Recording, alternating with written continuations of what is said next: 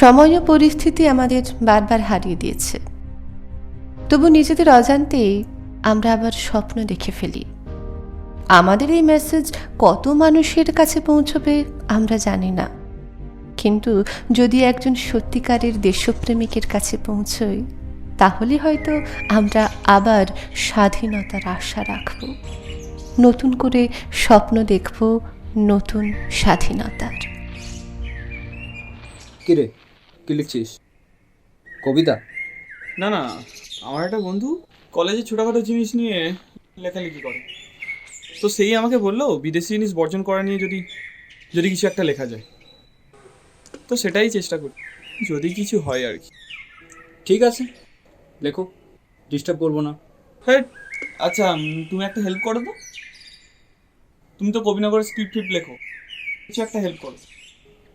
সে তো লিখি, কিন্তু গল্প আর বাস্তবের মধ্যে অনেক তফাৎ আছে বস। শুধু লিখলে হবে না, মানুষকে বোঝাতে হবে।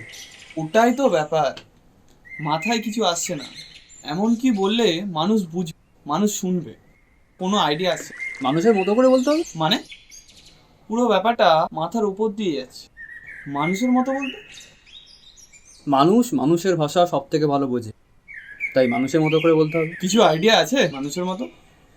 হালকা করে একটা লেয়ার আসছে, তবে একটা শর্ত আছে। বলো। এটা আমি কবিনগরে পোস্ট করব। ওকে, নো প্রবলেম, খুব ভালো। তবে আমারও কিন্তু একটা ইচ্ছা আছে, বলে ফেলো। আমি কিন্তু এটা হোয়াটসঅ্যাপ অডিও হিসাবে শেয়ার করব। ওকে, নো প্রবলেম, ওকে, চলো। দাঁড়াও ফোনের রেকর্ডিংটা অন করি। নাও এবার বলো। আমি আপনাদের গল্প সাহিত্য শোনাতে চাইছি না, আমি আজ আপনাদের সাথে এমন একটা সত্য ভাগ করে নিতে চাইছি যেটা সম্পর্কে আমরা ইংরেজ আমল থেকে শুনে আসছি। সেটা কি? বিদেশি পণ্য। ভালো করে ভেবে দেখুন তো, আমরা যে নিজেদের ভারতীয় বলে সম্বোধন করি, তার কতটুকু ভারতের তৈরি। ঘুম থেকে উঠে ব্রাশ মাজন থেকে শুরু করে শুতে যাওয়ার আগে নিভিয়ে দেওয়া নাইট ল্যাম্পটা বিদেশি পণ্য নয় কি? এটা শুধুমাত্র আমাদের মধ্যেই সীমাবদ্ধ নয়, রাস্তাঘাট, যানবাহন, স্কুল কলেজ, অফিস আদালত সব কিছুই বিদেশি পণ্যের ওপর নির্ভরশীল নয় কি? আমরা সবসময় ভারতীয় জিনিসপত্রের তুলনায় চাইনিজ, আমেরিকান, জাপানি জিনিসপত্র বেশি ব্যবহার করি নাকি? আপনার কি মনে হয় আমরা বিদেশি মালপত্র ছাড়া এক মুহূর্ত চলতে পারবো না? আপনার একবারও মনে হয় না এই সস্তার পণ্য সামগ্রী আমাদের দেশের শিল্পী আর শিল্পে মেরুদণ্ড ভেঙে দিয়ে আমাদের আত্মকেন্দ্রিক থেকে পরজীবী ব্যাকটেরিয়ার জায়গায় দাঁড় করিয়ে দিয়েছে, যে নিজে নয় অন্যের ওপর নির্ভর করে বেঁচে থাকছে? মনে আছে নরমপন্থীতে বিশ্বাসী গান্ধীজির ভারত ছাড়ো আন্দোলন, যেখানে সমস্ত বিপ্লবীরা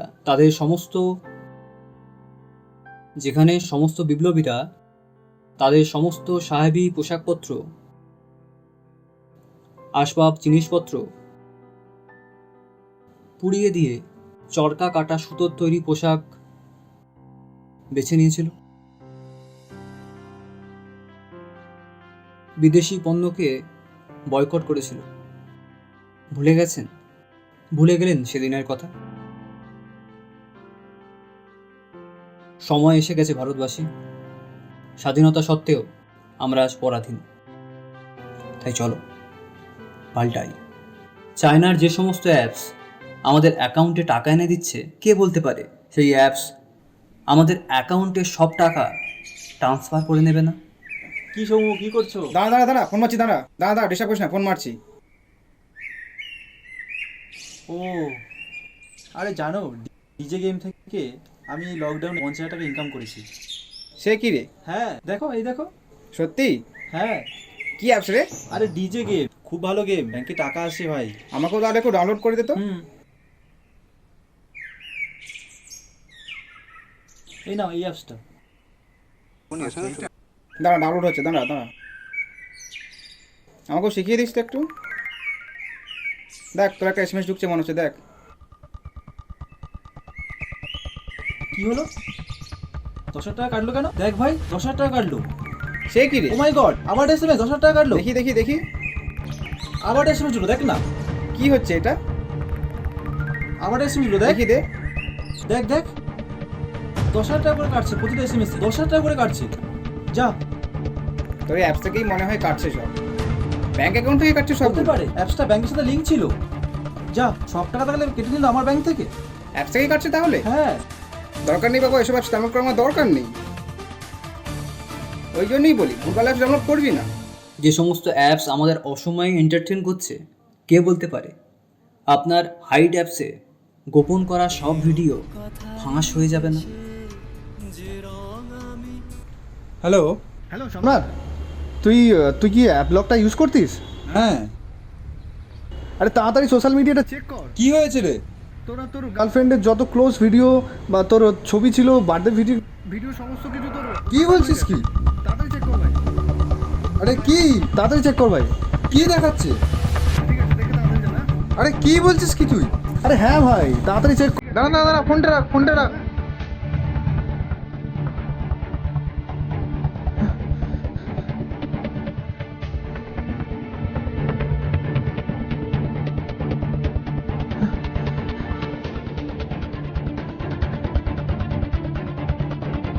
Oh my god. Oh my god.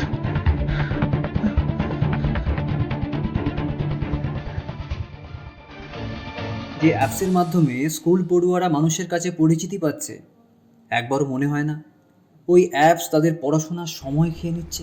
পড়ো তুমি।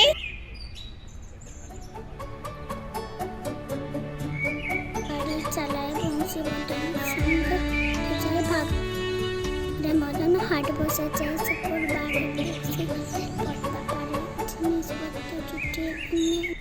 মা, তুমি এখনো চায়না সিজ করছো? তুমি জানো না চীনের লোকেরা আমাদের ভারতের সৈন্যদের মেরে দিয়েছে? তুমি এখনো কেন করছো?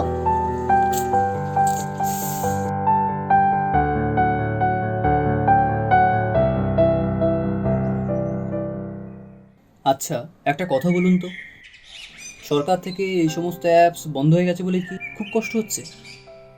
টাকা ইনকামের রাস্তা বন্ধ হয়ে গেছে? আপনার কি মনে হয় এটা টাকা ইনকামের পথ? ছাত্র সমাজ যদি টিকটকের নেশায় ডুবে থাকে, তাহলে তারা পড়াশোনা করবে কখন, শিখবে কখন? নিত্য নতুন প্রযুক্তি, অ্যাপস, ওয়েবসাইট তৈরি করবে কিভাবে? তাদের শিক্ষাগত যোগ্যতা যদি টিকটক পাস হয়, তাহলে দেশ আর দেশের অর্থনীতি উন্নতি হবে তো? আমি বিশ্বাস করি ভারতীয়রা সত্যি একদিন বুঝতে পারবে নিজ হাতে গড়া মোড়, কাঁচা ঘর, খাসা। আর যেদিন ভারতীয়রা এটা বুঝতে পারবে, সেদিন তাদেরকেও আটকে রাখতে পারবে না। ভারতীয়রা হলো ঘুমন্ত সিংহের মতো, তারা নিশ্চিন্তে পাহাড়ে গুহায় ঘুমিয়ে আছে ঠিকই, কিন্তু যেদিন জাগবে সেদিন তাদের গর্জন করতে ছাড়বে না। ভালো এটা ভালো, কেমন হবে? এটা খুব দারুণ প্রোডাক্ট আছে, আপনি নিন না। কোথা দিয়ে খুলে রে বাবা? কাকু, বাচ্চাদের কিছু খেলা গাড়ি আছে? হ্যাঁ অবশ্যই আছে, দাঁড়াও দিচ্ছি। হ্যাঁ এই নিন। ভালো হবে তো গাড়িটা? হ্যাঁ হ্যাঁ অবশ্যই, এটা নিয়ে আমি 5টা পেয়েছি, দারুণ গাড়ি। বাহ, দাম কত এটার? এটা 550 টাকা দাম আছে। 550, ঠিকই আছে। কি ব্যাপার কাকু, এটা চাইনিজ প্রোডাক্ট? হ্যাঁ এটা এখন চলছে, আপনি নিন না, বাচ্চারা খুব খুশি হবে। আপনার কাছে ইন্ডিয়ান প্রোডাক্ট কিছু আছে কি? নিন, এই প্রোডাক্টটা দারুণ প্রোডাক্ট, আপনি এটা নিয়ে দেখুন, বাচ্চা অবশ্যই খুশি হবে। আপনার কাছে মেড ইন ইন্ডিয়া কিছু না আছে না, কি? আমার কাছে ইন্ডিয়ান প্রোডাক্ট নেই। রাখুন আপনার গাড়ি। আপনি ইন্ডিয়ান প্রোডাক্ট কিছু দিতে পারবেন? না, ইন্ডিয়ান প্রোডাক্ট দিতে পারছি না। আপনি রাখুন আপনার গাড়ি। যা, আবার একটা কাস্টমার চলে গেল। এটাও তো তাহলে চায়না প্রোডাক্ট। এটা আপনি নিন না, ভালো প্রোডাক্ট আছে, খুব ভালো হবে প্রোডাক্টটা, ভালো জেল্লা হবে। না না না, ঠিক আছে, আমার জেলার দরকার নেই, অন্য প্রোডাক্ট দিন আমাকে। তাহলে আমি ইন্ডিয়ান প্রোডাক্টে দিচ্ছি, দাম কিন্তু বেশি হবে। ঠিক আছে, এইটা দিয়ে দিন। ঠিক আছে। যে জিনিসপত্রগুলো আমরা কিনে ফেলেছি সেগুলো তো আর কিছু করার নেই, কিন্তু আজ থেকে শুরু করুন নতুন সমস্ত জিনিসের ওপর বয়কট। দাদা এগুলো চলবে না? এটা কি চায়না মাল আছে? হ্যাঁ চায়না মাল আছে। আমার দোকানে আগে যা চায়না মাল আছে, নতুন করে আমি কিছু চায়না প্রোডাক্ট রাখবো না। এগুলো দাদা চলছে, দেখুন না, ভালো মাল আছে। এরকম যদি ইন্ডিয়ান মাল থাকে, এইরকম আর থাকে, আনুন, নেবো, নাহলে নেবো না। সেটা হবে না, তাহলে নেবো না। কি আর করা যাবে, ঠিক আছে, দেখতে পারতেন। না না না। হ্যাঁ ঠিক আছে। ভেবে দেখেছেন কখনো আমরা যাদের ব্যবসা সহযোগিতা করছি, যাদের ভারতে ব্যবসা করতে দিচ্ছি, তারা আমাদের দেশের সৈনিকদের সাথে যুদ্ধ করছে? 20 জন সৈনিকের মৃত্যুর জন্য তারা দায়ী, আর আমরা সেই দেশের অর্থবৃদ্ধি করছি। হ্যালো, শোভন বলছি। ইন্ডিয়ার সঙ্গে চায়নার যে যোগাযোগ ব্যবস্থা সেটা পুরোপুরিভাবে বন্ধ করে দেওয়া হবে। আমার অনুরোধ, এই ব্যাপারে একটু যেন কড়া পদক্ষেপ নেওয়া হয়। আর আমার বক্তব্য সেটা আপনাদেরকে মেল করে দিচ্ছি। তাহলে রাখছি। ওকে। সময় এসে গেছে ভারতবাসী, চলো পাল্টাই। দেশ তো পরাধীনই ছিল, কিন্তু আমরা স্বাধীনতা পেয়েছি দীর্ঘ লড়াই এবং আত্মবলিদানের মধ্য দিয়ে। আজকে ভারতবাসীর আর একবার জেগে ওঠার সময় এসে গেছে। চলুন আমরা সবাই মিলে তৈরি করি এক সত্যিকারের স্বাধীন ভারতবর্ষ, মেড ইন ইন্ডিয়া। জয় হিন্দ। দেখুন, আমরা মানছি বিদেশি পণ্য ছাড়া আমরা অল্প পাই, অনেক বড় ধরনের সমস্যার সম্মুখীন হব, আমাদের হয়তো অনেক ক্ষতি হবে, কিন্তু আমরা কি সত্যিই পারবো না এই সমস্যার সম্মুখীন হতে, মেড ইন ইন্ডিয়া গড়ে তুলতে? ভেবে দেখুন। জয় হিন্দ। এই লড়াই শুধু জেলা বা শহরের মধ্যে নয়, রাজ্য বা রাজ্যবাসীর মধ্যেও নয়। এই লড়াই হলো দেশকে ভালোবেসে লড়াই, দেশের ভালোবাসার জন্য লড়াই। চলুন না দেশবাসীদের সৃষ্টি দিয়েই দেশের সেবা করি, মেড ইন ইন্ডিয়া শুরু করি। জয় হিন্দ, জয় ভারত।